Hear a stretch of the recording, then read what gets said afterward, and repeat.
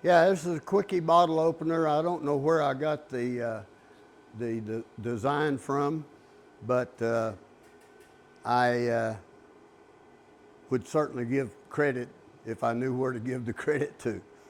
It's basically a piece of quarter by three quarter flat strap. As you can see here, this one's 3.5 inches long. I have center punched a mark for a hole that is 1/4 inch off the bottom edge and 1/2 inch off of the forward edge. And I'll take that to the drill press and I will drill a 5/16 hole in it so it will look like this. Basically off-centered hole. After we drill the hole, I will come in with either a hacksaw or bandsaw and we'll cut the waste out here, and we will make a cut down here at an angle like this, so that the cuts intersect the circumference of this hole, and this then becomes waste. So let me go over to the drill press.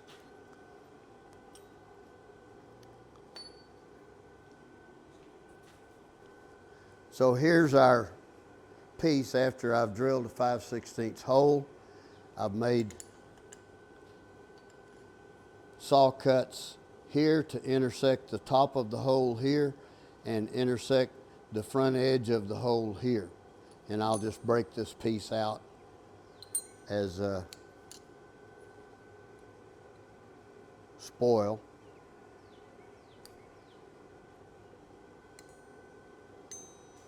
So this is our finished blank. What'll happen, this then will become the cap grab on the crown cap on the bottle. This will be flattened out on the anvil to form the fulcrum lever to open the cap up. I do have a rag in here that I'll need to address, but that's a little bit of file work.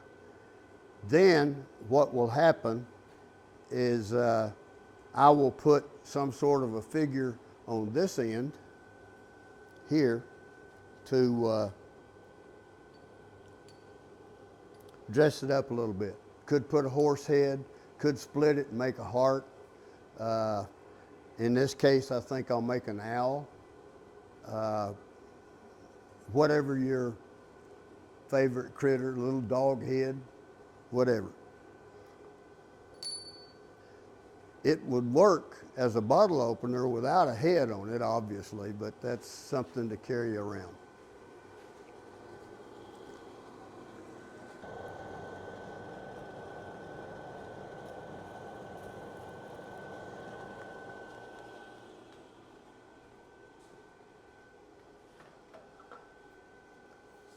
Our piece, we're heated.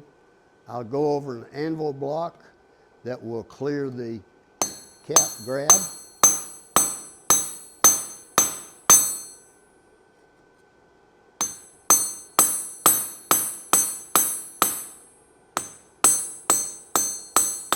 As you're doing this, you need to be aware that you don't want to damage this cap grab by jamming it up against the anvil when you're hammering. So I've got a little rag in here. That's not a problem. We're going to take it out with a rasp and continue on. I will also, while I've got a little bit of heat, I will also put just a little bit of set to that cap grab to make it work a little better. We have a test kit over here, an adult beverage bottle that we'll see if we've got things right. Right now this is almost finished. I'm going to take another heat and work on the lever or fulcrum a little more on this block, and then we'll go with I'll go to the vise and do a little firework.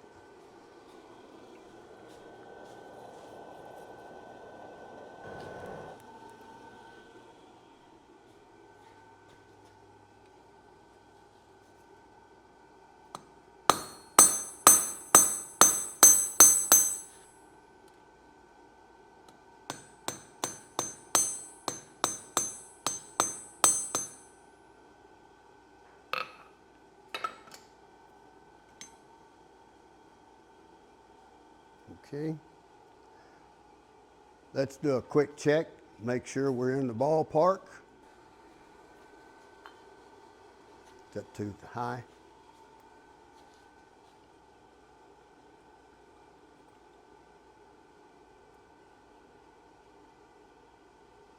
Okay, looks like it'll be close enough for the girls we go out with. I'll put the test kit over here. And I'm going to go to the vise now and do a little firework. Not a lot, because this is a quickie bottle opener, but I do want to take a little bit of corner off here to kind of round that up. And I want to take that little burr off right there from where I stopped the saw a little bit sooner.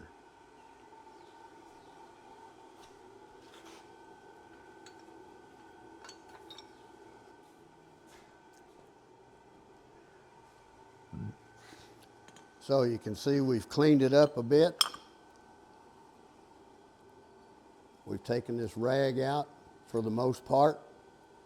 We've tapered our cap grab down here on the bottom so that this corner doesn't hit the lip of the bottle. And we've squared off the front part of the lever or fulcrum of the opener.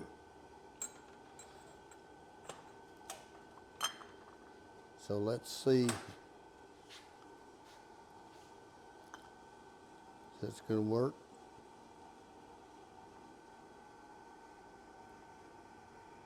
Okay.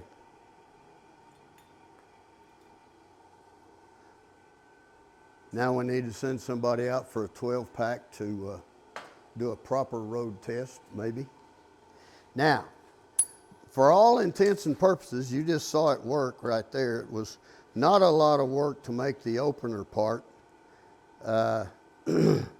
What I'm planning on doing is putting some sort of a finial out here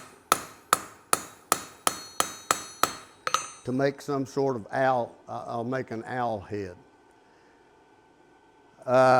What I have to be careful of now is, as I'm heating and hammering and handling this with tongs and so forth, I want to be careful that I don't dink up this working end here. I've got a certain amount of work tied up in it, and I don't want to mess it up. And we know it works. So I'm going to start work on the owl, and I'll do as much as I can over here. I may have to go to the vise for a couple of things, but we'll see how that comes out. And don't forget your touch mark. Don't forget your touch mark.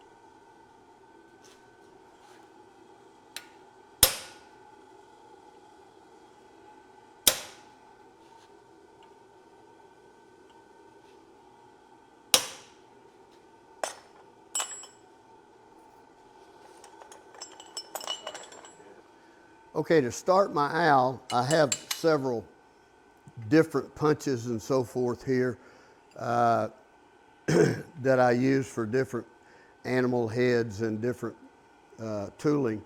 But to start this owl, I've used about a 1/4 inch fuller to start dishing the top of the owl's head so that these corners right here become horns on the great horned owl. So it's going to need another heat or two.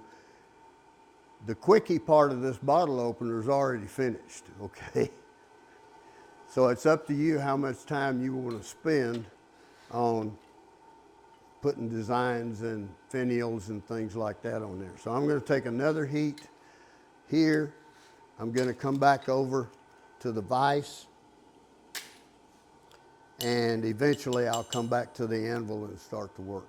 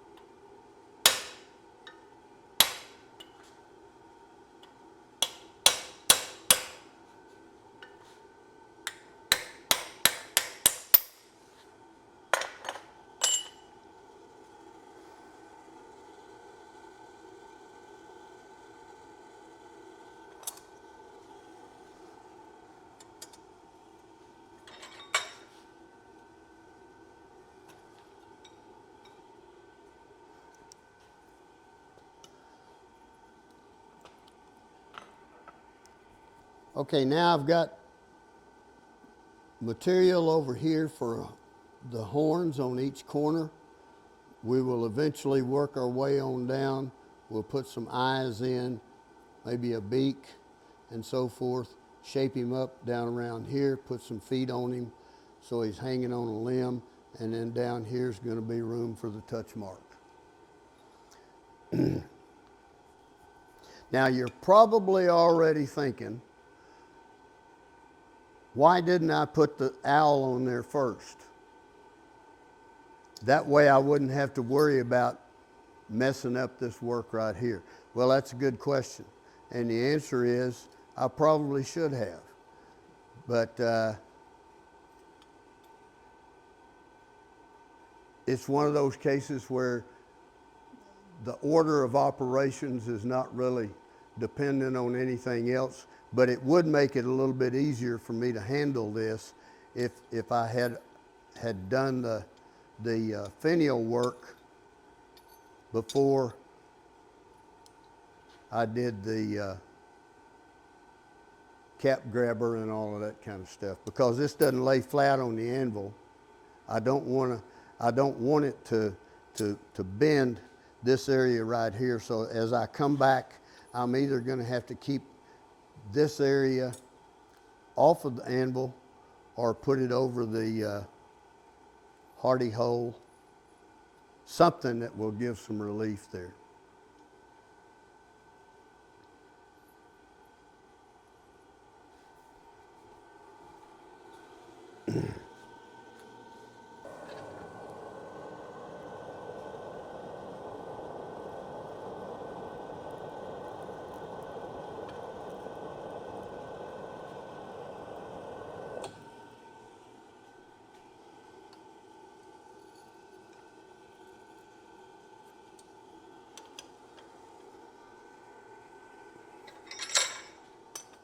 Okay, I'm back to the vise.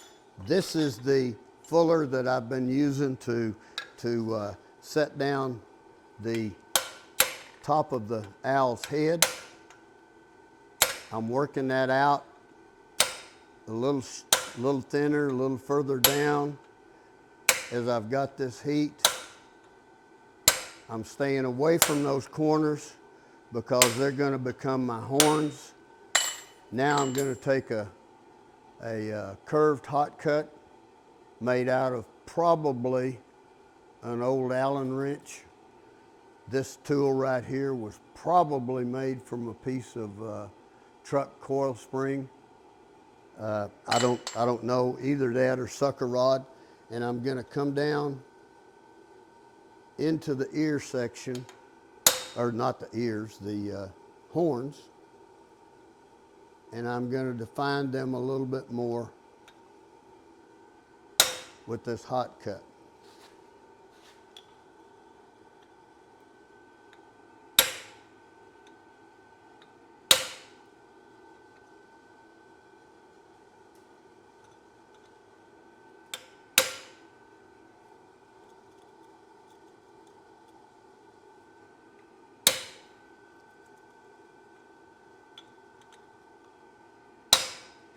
Now, with something like this, extra detail can be the enemy.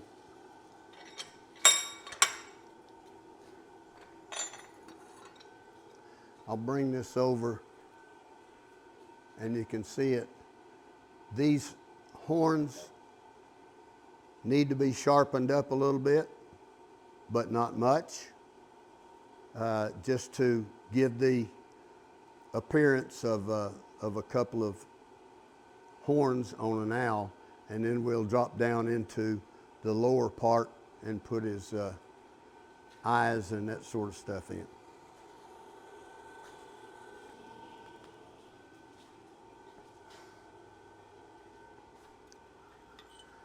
I've got another heat. I'm going to use this other curved hot cut to define the horns just a little bit. Then I will draw the horns out to a sort of a point, and then I will take a fuller, probably about like that, a thin fuller to put some texture on the horns and so forth. This incidentally is a leaf veiner tool that I use to put veins in leaves. In another life, it probably started out life as a cold chisel that I reworked into a small fuller. I think it probably came from some exotic place like Taiwan or India or somewhere like, yeah, Taiwan. Wear safety glasses. So a lot of utility there. You buy a set of these things, you can work them down however, as long as you have a grinder. Don't need to worry about heat treat, anything like that.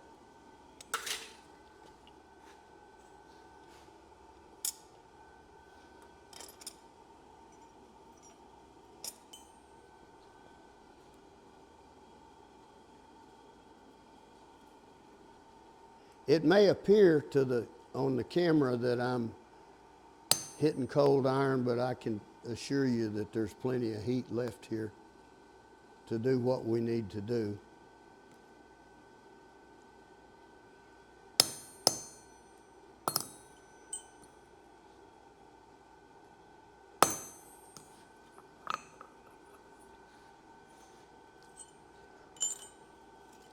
I'll take the cross peen and use it to work those horns up. They don't need to go particularly high. You know, it's not a longhorn steer or anything. He just needs the appearance of being part of an owl. We may not even be making a great horned owl. I don't know, just some sort of an owl. Okay, I'm going back, take another heat. I'll come back, do some eye work, to kind of define where we want other things. The eyes on an owl are gonna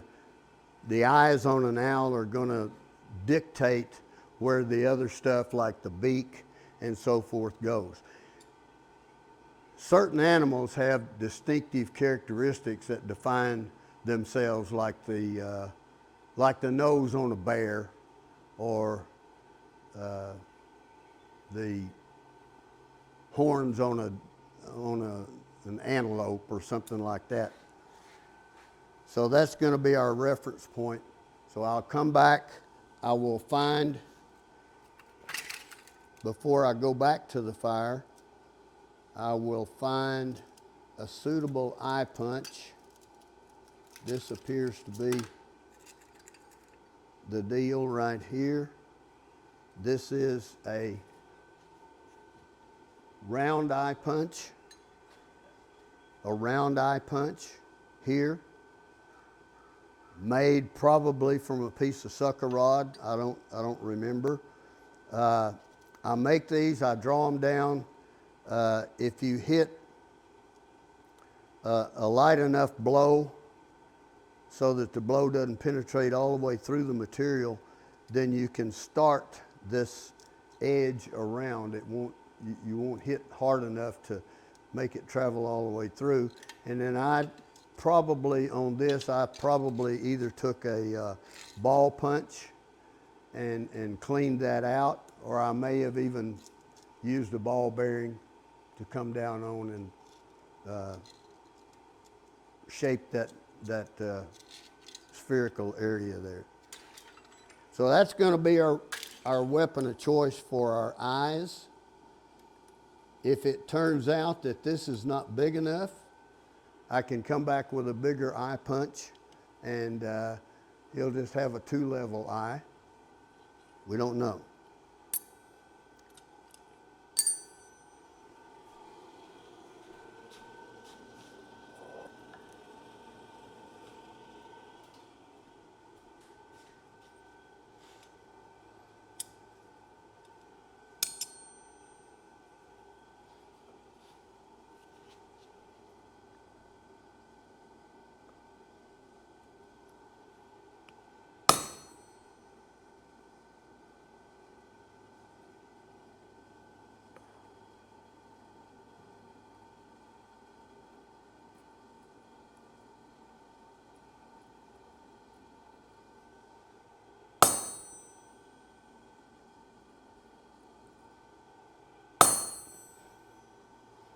Notice that I'm hitting this punch one time.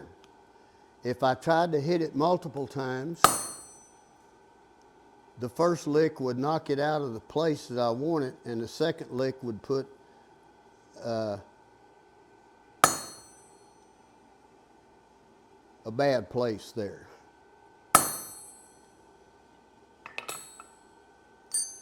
Okay.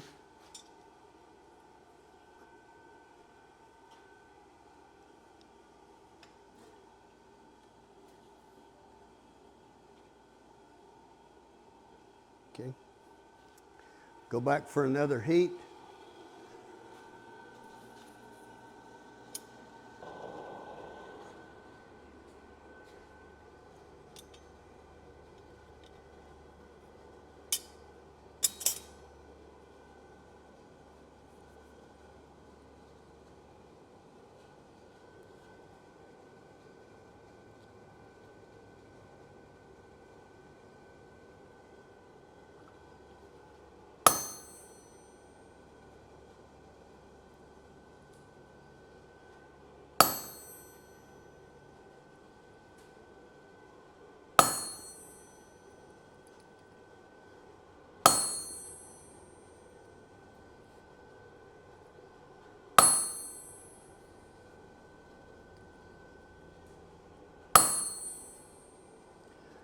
I want to drive this eye punch in enough so that I make a little bulge on the side of his head, which kind of accentuates the face of the owl.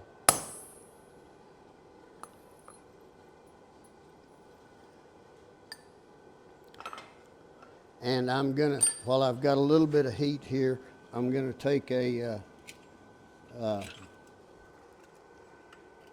another flat punch, and I'm going to work the inside of his horns. Sorry. About here. I'll come down. I've got enough heat to do that.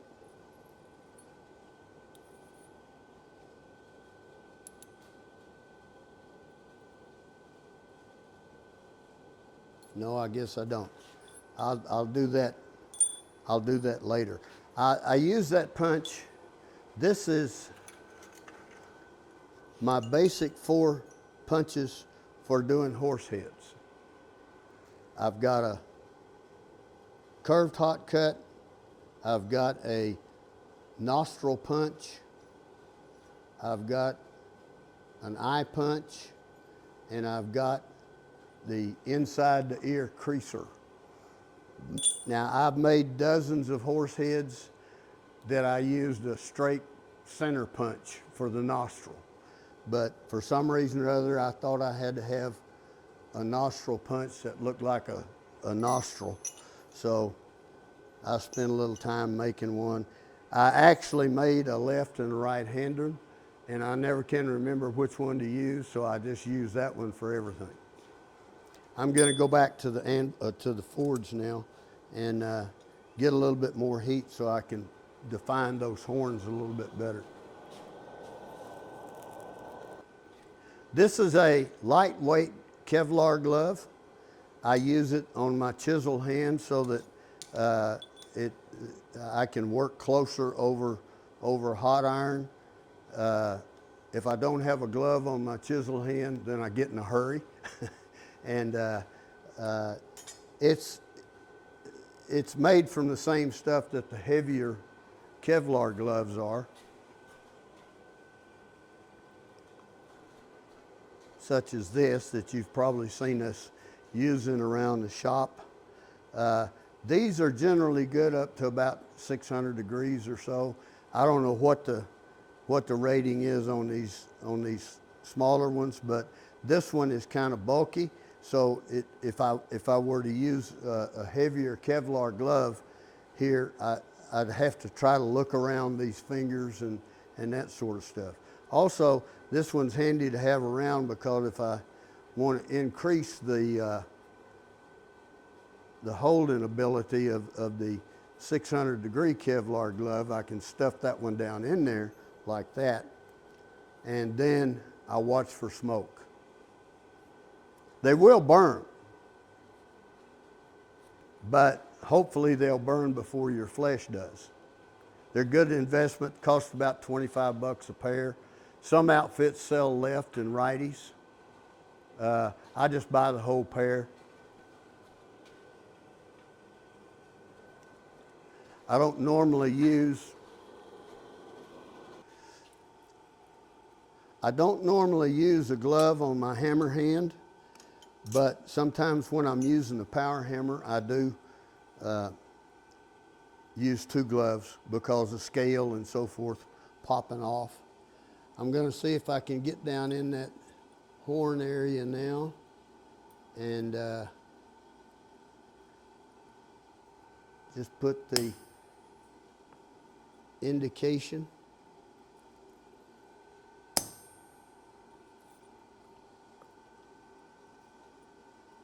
of a horn. These horns on the owl, if you watch an owl very much, you'll see that they can kind of wiggle these horns around, sort of like mule ears. So we're not going to really get too particularly picky about the orientation or anything. Of course, it's your owl. You can do whatever you want to do. I'm going to take my eye punch again, if I can find it.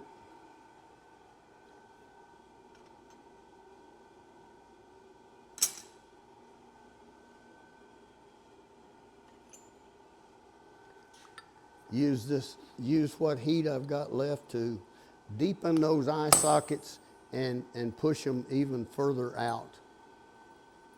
Because as we said, the distinguishing characteristic of an owl,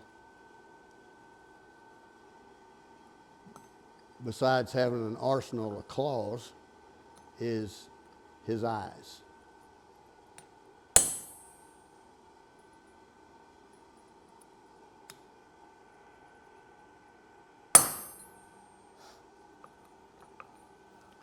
Okay, while I've got a little bit of heat, I'm going to take a punch, and I'm going to punch his beak. And then I'll show you the results of that.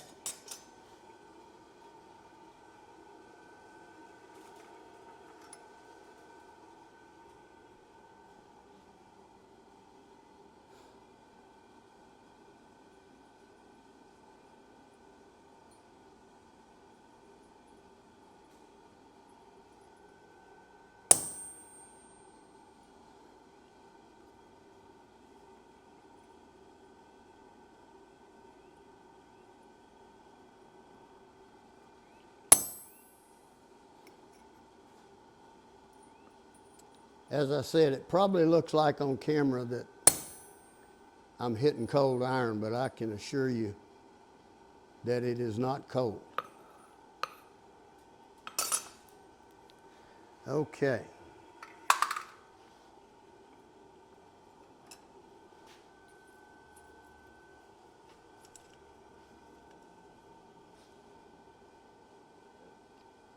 Maybe it'd be better if I went and buffed him off. Okay. So I've got eyes, I've got beak. I need a little bit more stuff there, but not too much, because I think that trying to put too much detail into some of your work gets us into trouble, and also kind of junks things up sometimes in some cases. So the outline of a nose is fine. You don't have to fool around with putting nostrils and nose hairs and all of that finer detail in there. You can walk by and you see it, and you see it as a nose. In Oklahoma blacksmith and terminology, we call that the man on the fast bucking horse rule.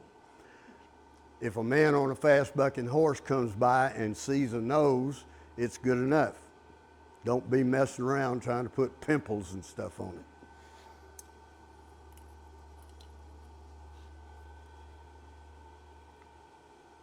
You'll also notice that as I brought this material down, let me find a better pointer. As I brought this material down from the top of his head, I left that fullered area kind of ragged there to stick out. I could have laid it back down and all of that, but I'd like for that to look like some feathers. Don't have to, you know. So one of the things that I'm going to do after I get some more heat is to I'll define a wing area where he's got his wings folded over his body. And we'll do that with a simple curved hot cut, very short operation, and I'll be right back.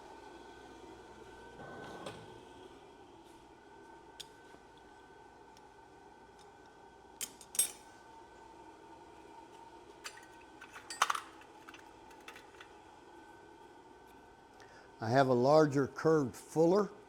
I'm going to use that rather than a hot cut to put the wings in.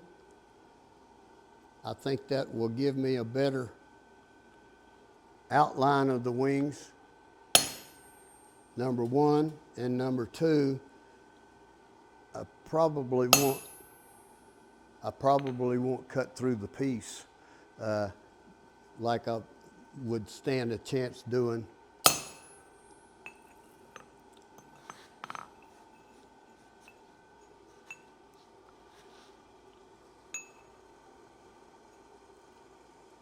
This fuller is probably made from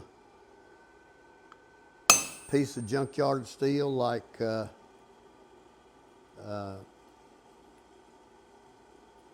truck spring or sucker rod.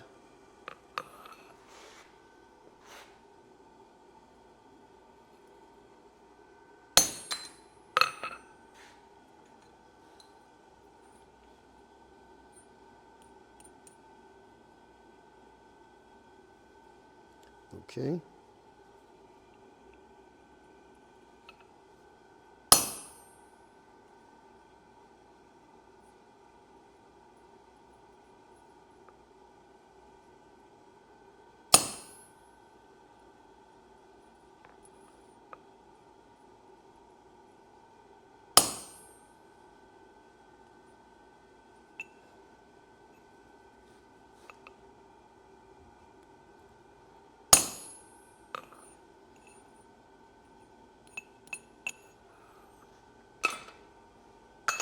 So it appears to me that maybe now, you can see my glove smoking a little bit there. I better get a tong.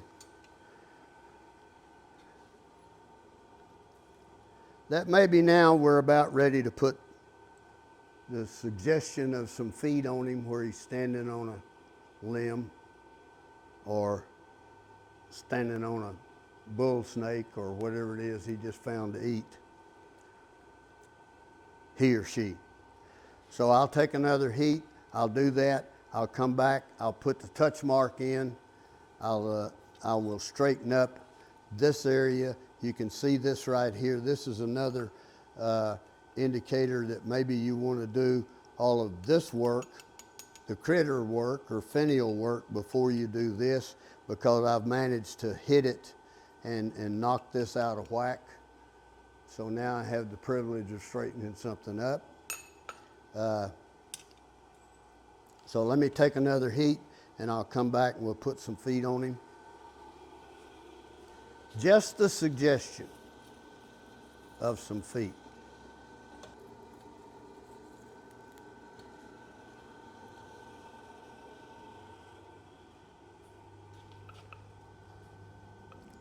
First thing with this operation I'm going to do is put the touch mark on, because I need more heat for the touch mark than I do for the feet.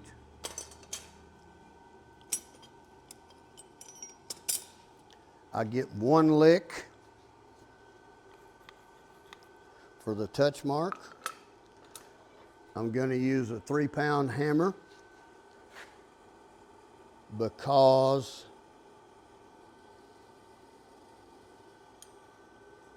make sure you put the touch mark. I'm going to put the touch mark on the front.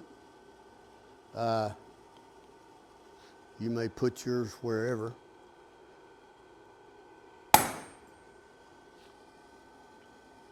Okay. There again, you get one lick with a touch mark. You start trying to hit it like this, you're going to wind up with a texturing tool, whatever your touch mark looks like.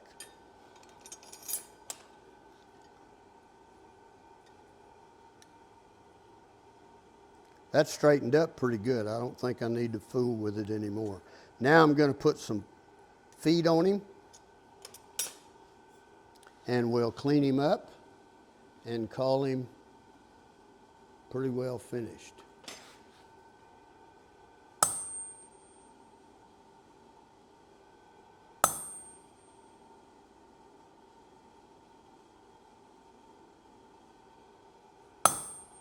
I'm not even going to put anything here for him to be standing on, like a tree limb or anything else.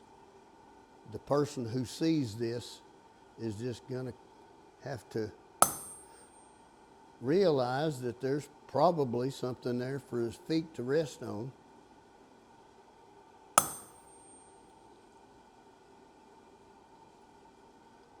But if you want more detail, you get after it.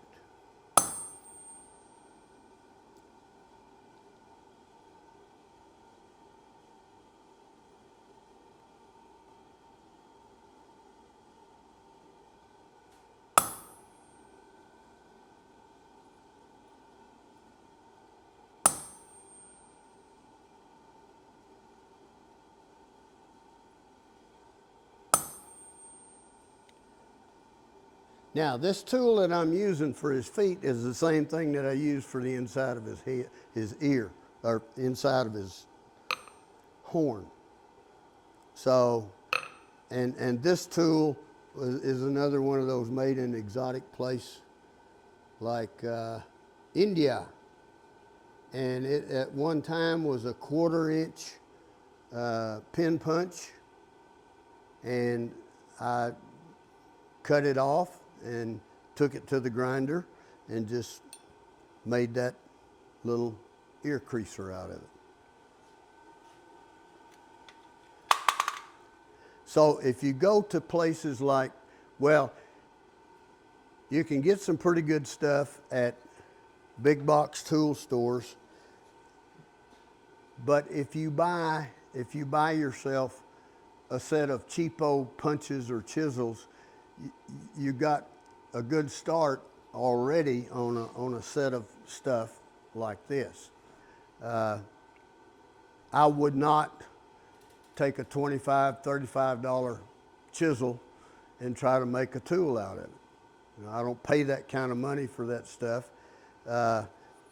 If I needed a $25 or $35 chisel to use for something as it was or as it came or as it was designed to do, then sure, I'd spend the money on it. But there's a lot of, when you go to these flea markets and stuff, you find these flea market guys there with a box full of center punches, 50 cents a piece. Buy yourself 10 of them. Now you got $5 invested in some tools and so forth. Same with hammerheads. Of course, most flea markets anymore, if they don't like to put a hammerhead out there by itself. They want to put a handle in it because it costs more. They can get more for it. But if you bring, I used to buy ball peen hammers and bring them home and work them down into punches and so forth. So I think this is cool enough now for me to handle. I'm gonna go to the wire wheel and wire wheel it off, and we will buff it up a little bit, put some wax on it. We're gonna use just plain old Johnson's floor wax.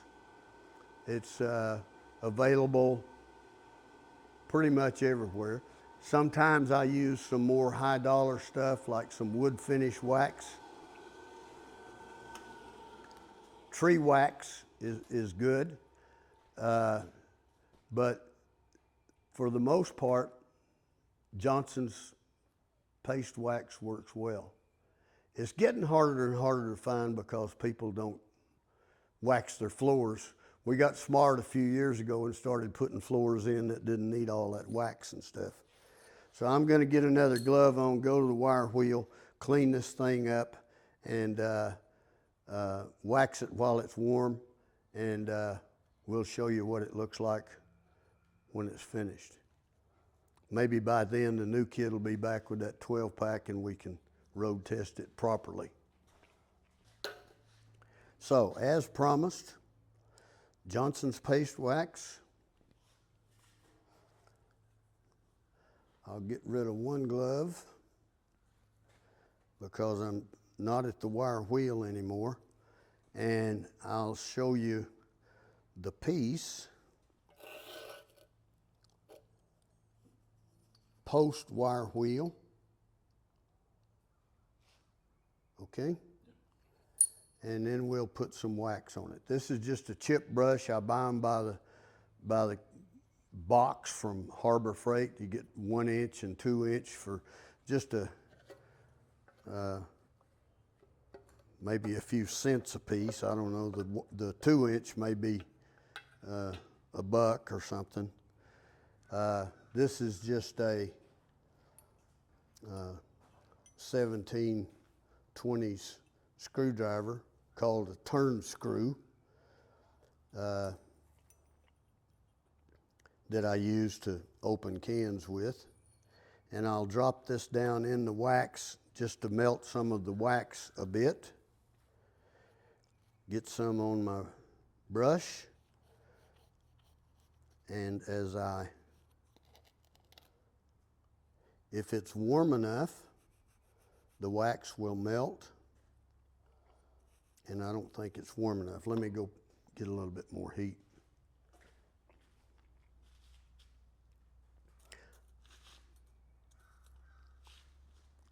Now, I don't want the piece too hot.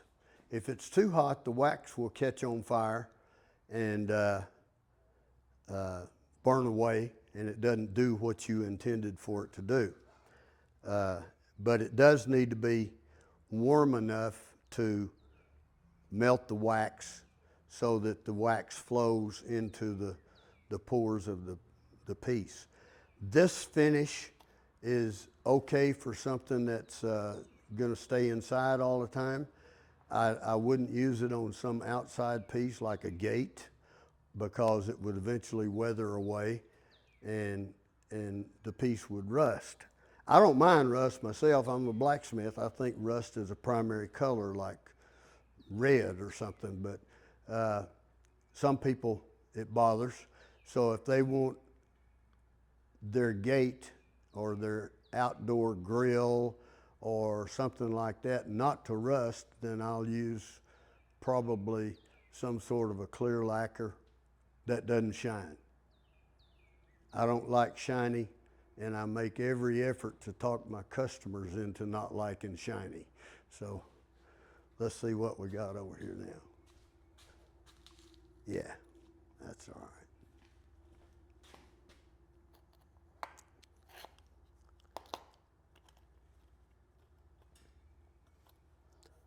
So I'm putting the wax on.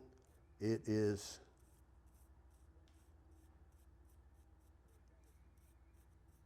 going on as a liquid. It will dry. I don't want to try to buff it before it turns hazy. Those of you that are old enough to remember when you used to do dumb things like wax your cars, your old 63 Chevys and stuff like that, we would put the wax on and then wait for it to turn hazy, and then we would buff it off. And this is the same way.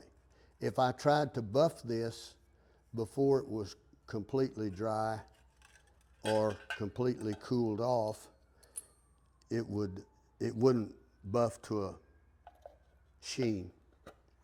So I'm going to let that stay there for a while, and then we will buff it off with a soft cloth, old dish towel that didn't pass muster anymore. And that's the piece. I would sell this, what it take us, well, with me talking and everything, it took a lot longer, but I could probably, and I would make more than one of these at a time. So I would probably have about 20 minutes, half hour in each one of them, which would probably be about 25, 30 bucks. If somebody wants to, sometimes I take a set of letter stamps with me to a demonstration, like at a fair or something like that. And if somebody wants to buy something but they want their initials on it, that's another $5. You know, not trying to gouge people, but it's just worth a little bit more. So I would sell those for $15 a piece. That would fit with my $30 rate. Of course, when I'm out at a demo, I'm not burning any electricity or anything like that, but I did take time. Let me talk about this demo thing. A lot of times, and I've taken an opportunity to figure out about this a little bit more. For a long time, I was hosing myself to out of some money. I was leaving some money on the table because I was pricing stuff based on the shop rate. But I've gone to this affair, the East Tennessee Peach Festival or something like that, and I set up. I've been there since Friday. I'm demoing, working hard on Friday, Saturday, and Sunday. So now that piece that was worth $30 back in the shop is now going to be worth more because I've got more time tied up in it. Well, you may say, that's your problem. Well, it is, but you know, I know of artists, painters who would buy a booth at an art festival and sit there all weekend long and not sell a thing. Well, that took them out of they work out of studios. We work out of blacksmith shops, but they work out of studios, and that takes them out of their studio, and they're not doing something to make money. That's another reason that I never had any problem paying demonstrators to come to our conference, because he probably spends at least a couple of days getting ready to come, another day traveling if he came from the States, and then another day setting up at the venue. Then he works his tail off for 2 days or whatever.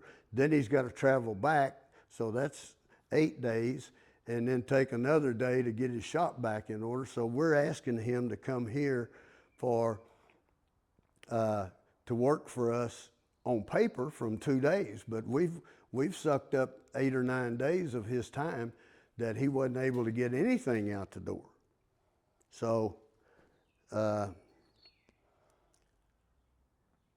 yeah, he's cool enough now. I'm going to go ahead and put, you can probably, I hope you can see the difference once you see the wax. We'll get him buffed off.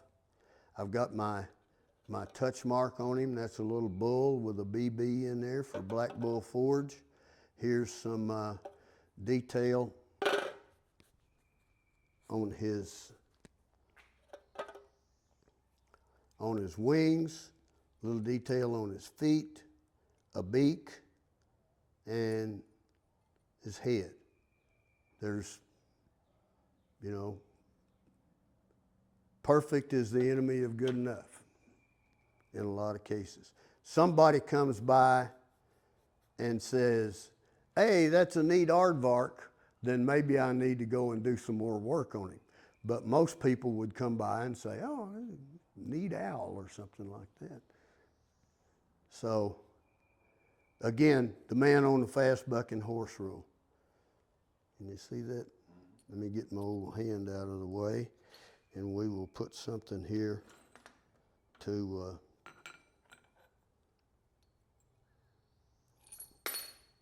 sorry.